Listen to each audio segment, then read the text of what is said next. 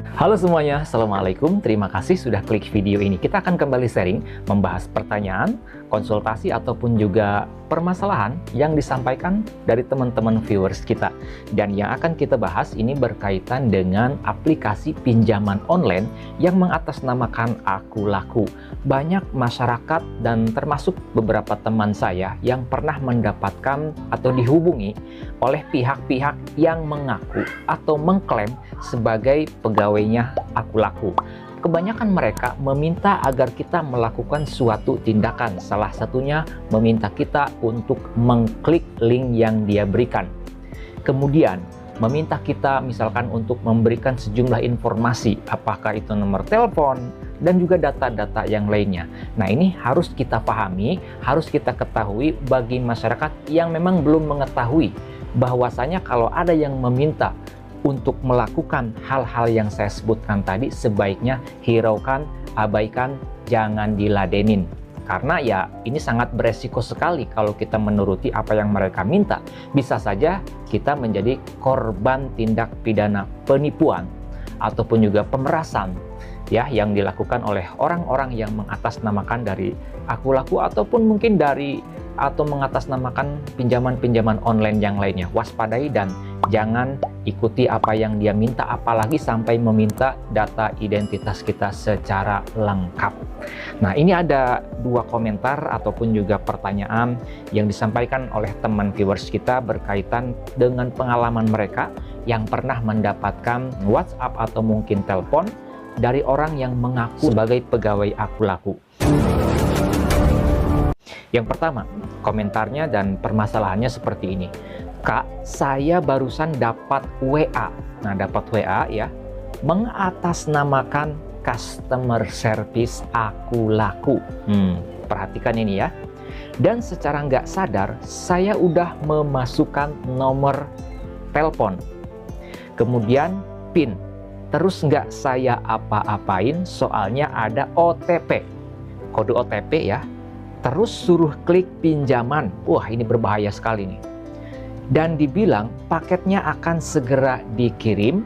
Ini habis ini udah tak biarin. Apakah masih aman, Kak? Kalau menurut saya ini masih aman lah, insya Allah masih aman.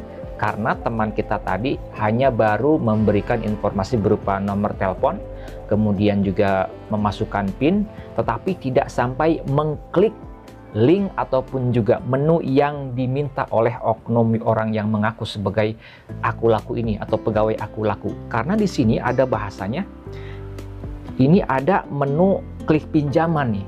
Kalau saja misalkan teman kita tadi mengklik menu pinjaman, ya otomatis akan nanti dia tertera sebagai orang yang meminjam, ya, meminjam sejumlah uang kepada aplikasi tersebut. Oleh karena itu, jangan sembarangan mengikuti apa yang diminta oleh orang yang mengaku dari suatu aplikasi pinjaman atau dari aplikasi manapun. Jangan mudah untuk mengikuti, untuk memenuhi, jangan sampai. Itu berbahaya sekali. Jadi untuk sahabat yang bertanya tadi, kalau masih sekedar memberikan informasi berupa nomor telepon, saya rasa tidak begitu berbahaya, hanya saja mungkin ya akan merasa terganggu.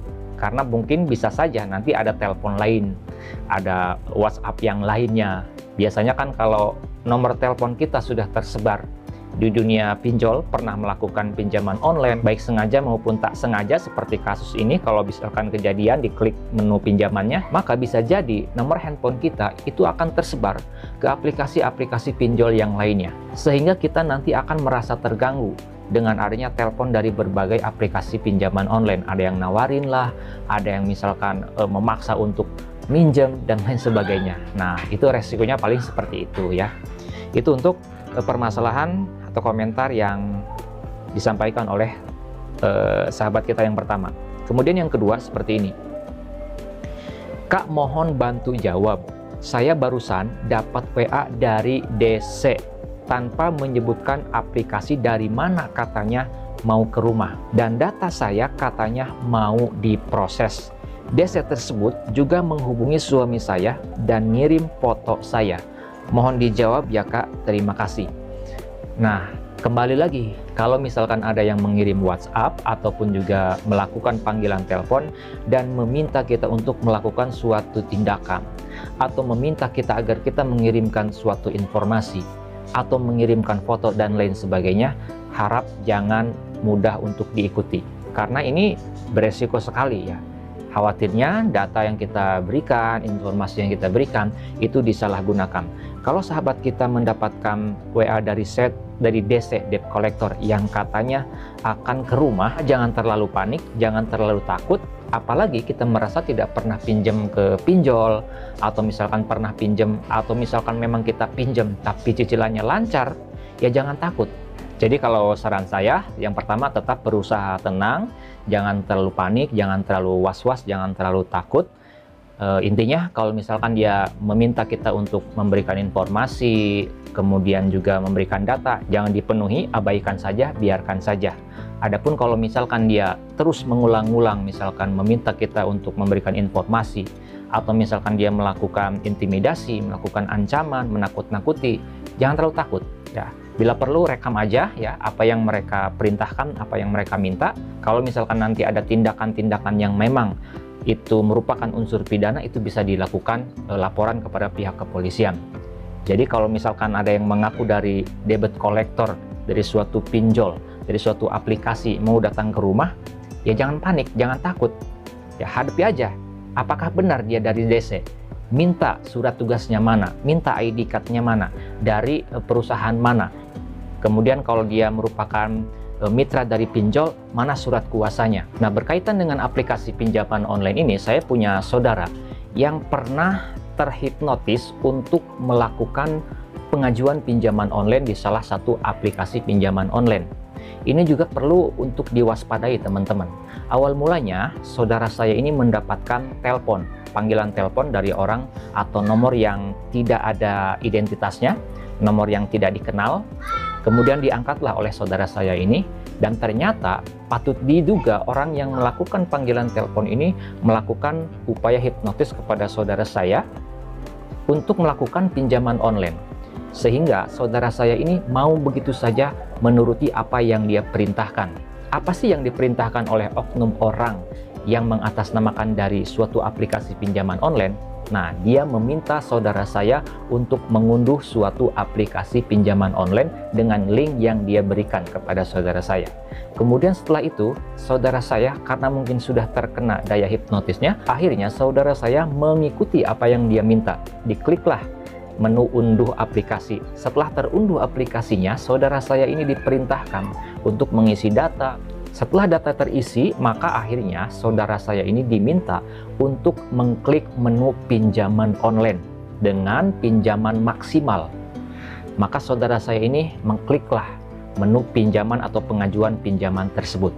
Setelah uangnya cair ke rekening saudara saya ini, si orang yang menelpon tadi, yang diduga masih melakukan hipnotis, memerintahkan atau meminta saudara saya ini untuk mentransfer uang yang ditransfer dari aplikasi pinjaman tersebut ke rekening orang yang menelpon saudara saya tersebut. Setelah uang tersebut ditransferkan oleh saudara saya ke rekening orang yang nelpon ini, yang menghipnotis saudara saya ini, orang ini kembali meminta agar saudara saya ini untuk mengunduh aplikasi yang lainnya dengan maksud dan tujuan pasti agar saudara saya ini meminjam atau mengajukan pinjaman online. Setelah nanti uangnya cair, akan dihipnotis lagi, diperintahkan untuk mentransfer uang pinjaman tersebut ke rekening milik dia. Tapi upaya yang kedua ini alhamdulillah tidak berhasil, keburu gagal, karena saudara saya ini keburu sadar, ada orang yang mengingatkan, ada anggota keluarganya yang datang. Akhirnya saudara saya berhasil sadar, dan setelah sadar alangkah kagetnya, alangkah lemasnya